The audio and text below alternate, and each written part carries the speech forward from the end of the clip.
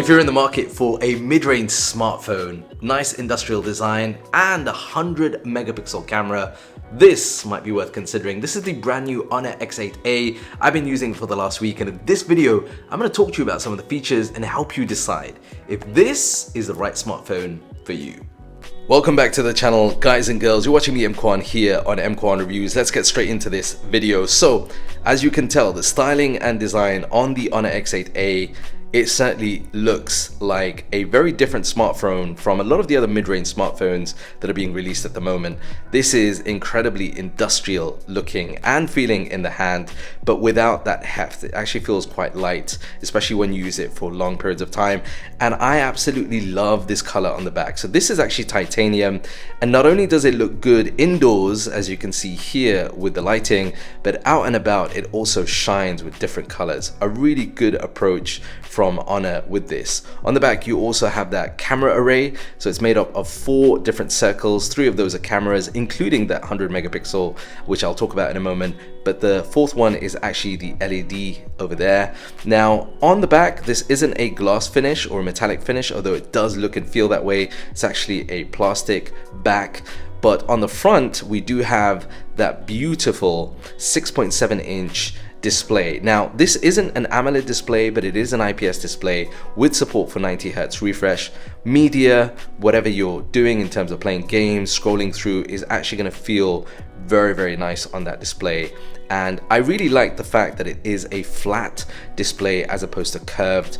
Very minimal bezels on the top and the sides. There is a slight lip on the bottom, but really unnoticeable when you're using this day to day in the hands. Before I talk to you about how that camera is, let's talk to you quickly about the performance. So this is powered by the Helio G88, the MediaTek chip, along with the Mali G52 for the GPU. And that means day-to-day performance is pretty decent, along with 8 GB of RAM with 128 gigabytes of storage. Now there is the option to boost that RAM as well.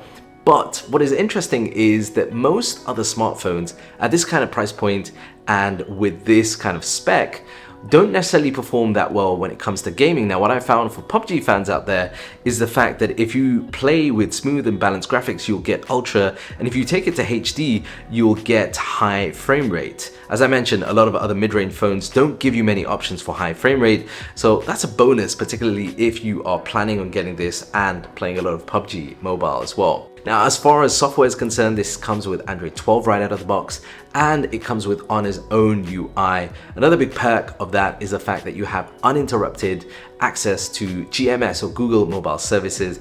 That means that you can download apps from the official Google Play Store, and all those applications and services work uninterrupted. Now, one of the star features on the back is that camera array made up of 108 megapixel f1.9 that's paired up with a 5 megapixel for the ultra wide and then a 2 megapixel for the macro.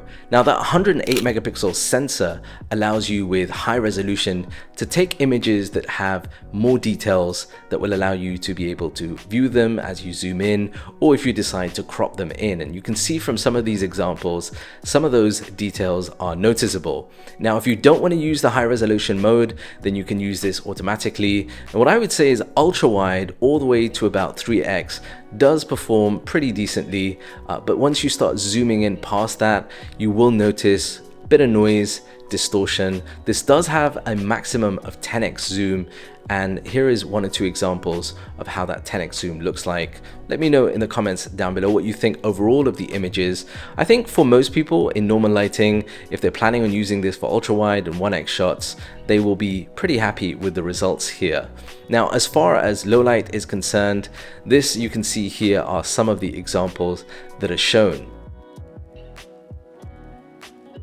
Okay, so here's an example of video filmed with the Honor X8a. This is currently being filmed at 1x, although you can use the ultra wide and then start zooming in.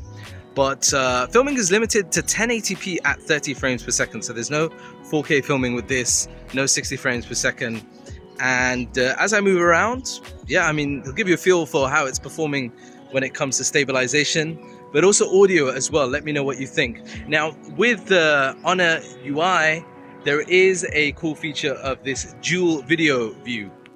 This is what dual video view looks like. It gives you the perspective both with the front-facing camera and the rear-facing camera, but this is limited to 720p at 30 frames per second. I would have liked to see this in 1080p as well, but if you're going to use this format, which is quite fun to use, especially if you're vlogging and doing other stuff, then this will be limited to 720p. Let me know in the comments what you think down below of the audio quality, but also what you think of the video as well. So as far as battery life is concerned, this is powered by a 4500 milliamp hour battery, and I was getting, with my kind of use, I'm talking testing this out, camera use, video use, gaming, and a lot of social media, about 5.5 to 6 hours of use before I needed to start to charge this up.